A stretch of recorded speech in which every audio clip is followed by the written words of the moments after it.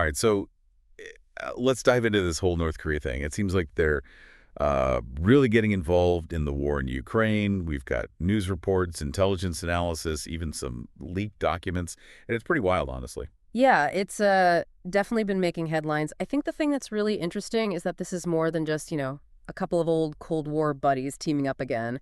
There's a lot going on under the surface here. Okay, so let's break it down then. Why is North Korea getting involved in the first place? What are they hoping to gain?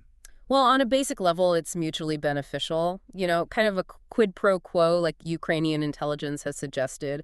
North Korea gets hard cash, which they always need help getting around those international sanctions and Yeah. potentially even access to some pretty sensitive Russian technology. And what about Russia? What are they getting out of this deal? Manpower, for one thing.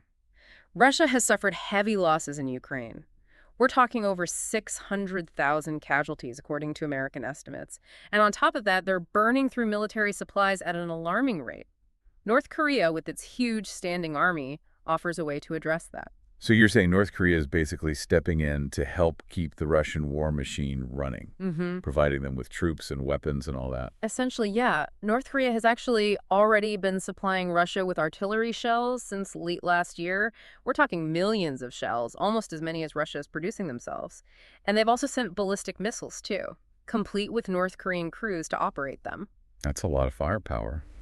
But is it going to make a real difference? I mean, North Korea's military isn't exactly known for being, cutting edge. That's the big question, isn't it? The Economist, for example, pointed out that the North Korean military lacks experience with modern warfare, especially the kind of high-tech, drone-heavy combat we're seeing in Ukraine. And then there's the unpredictable element of morale. How motivated will these North Korean troops be to fight in a war that's not their own far from home and against an enemy they may know little about? Yeah, their motivation is a big unknown, isn't it? Hmm? Are they fighting out of ideological conviction? For money? Out of fear of their own regime?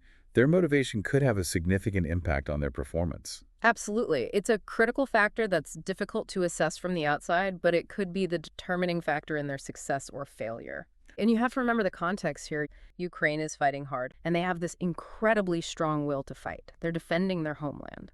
It's like David and Goliath, right? Yeah. Ukraine is the underdog, but they've got those other advantages that could help them win. Exactly. Ukraine isn't fighting a conventional war. Technological edge, their adaptable strategies, their morale, those are the things that could really make a difference against a force like North Korea that might be stuck in the old ways of doing things. So even if North Korea sends thousands of troops, there's no guarantee that it'll change the outcome of the war.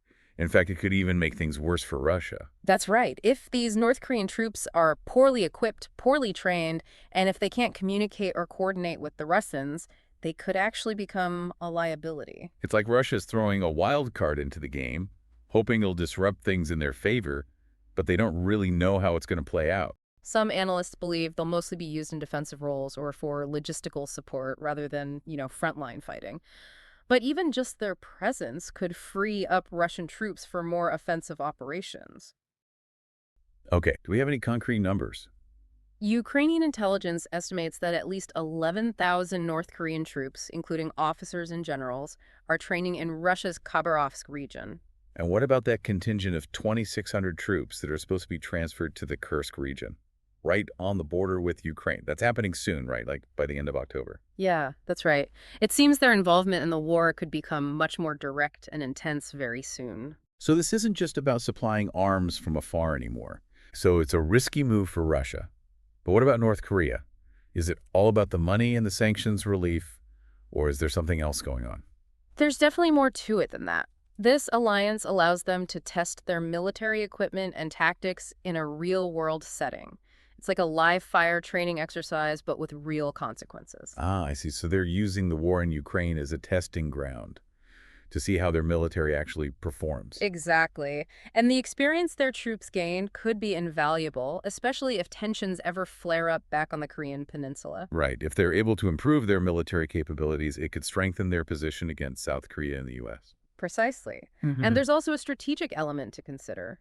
By siding with Russia, North Korea further isolates itself from international pressure, signaling its defiance of the West. So they're basically giving the middle finger to the international community and forging their own path.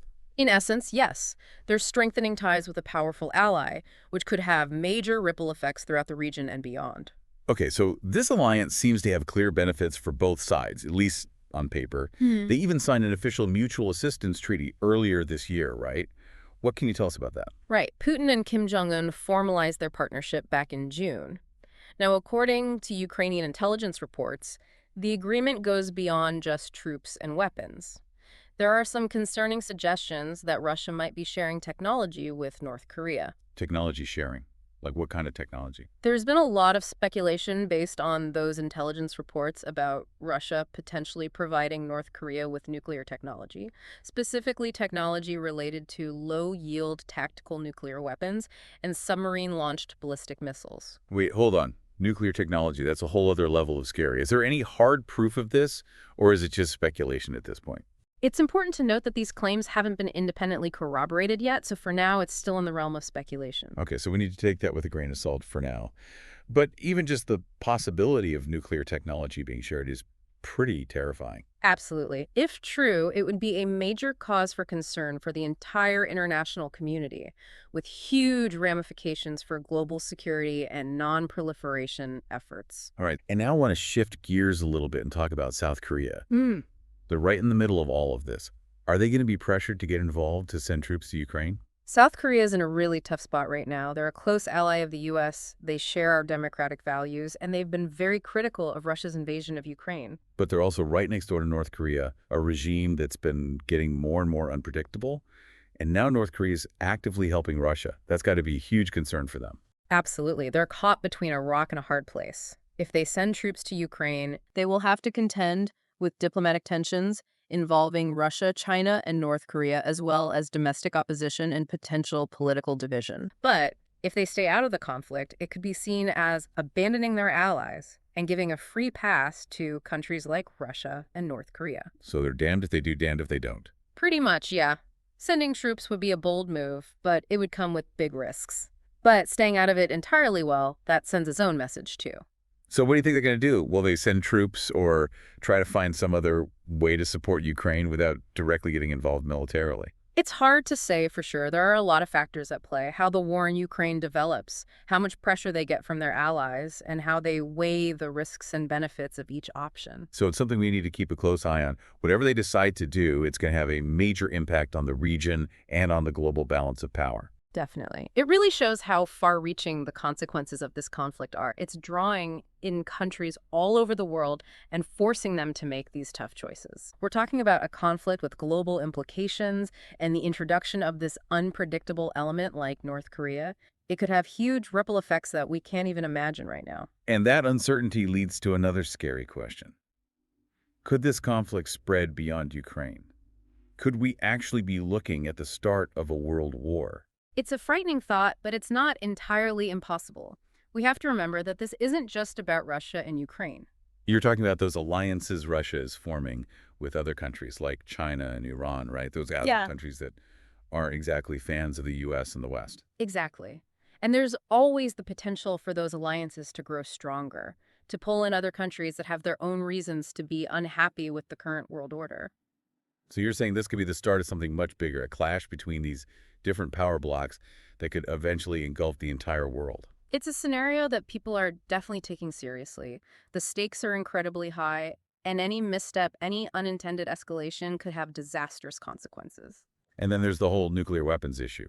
We talk about Russia potentially sharing that technology with North Korea, and that's a game changer in the worst possible way. Absolutely. If nuclear weapons were to become part of this conflict, it would completely change everything, and the risk of global annihilation would become very real. It's a chilling thought, and it just highlights how urgently we need to find a peaceful solution to this crisis before things spiral even further out of control. But with so many powerful players involved, with all these competing interests and ideologies, finding a path to peace seems incredibly difficult. It's a daunting challenge for sure, but it's one we can't ignore. The alternative is just too horrific to even contemplate. And what does that mean for the average person? Like, how would this kind of shift affect our everyday lives? Well, it's hard to say for sure, but I think it could lead to a world that's more volatile, more unpredictable, more dangerous even. Can you give me an example? Sure, think about the global economy. We're already seeing problems with supply chains, energy prices, currency fluctuations, and that's just because of the war in Ukraine and the sanctions on Russia. Imagine how much worse it could get if this conflict expands or if the world splits into these competing economic blocs. Right, so we could be looking at a future where things are more expensive, more unstable, and there's more conflict over resources. It's definitely a risk, and it's not just about economics either. This shift could impact global security, human rights, even the fight against climate change. How so? Well, imagine trying to cooperate on things like terrorism, nuclear proliferation, climate change when the world is divided into these hostile camps. It would be incredibly difficult, if not impossible. So it's like we're going back to the Cold War, a time of constant tension and mistrust between these rival superpowers. It's not inevitable, but it's a real possibility and one we need to be prepared for. And one more thing that worries me is the role of democracy in all of this. I mean, this alliance is forming between countries that aren't exactly known for their commitment to democratic values. That's a really important point. This shift in global power could also be a shift away from democracy.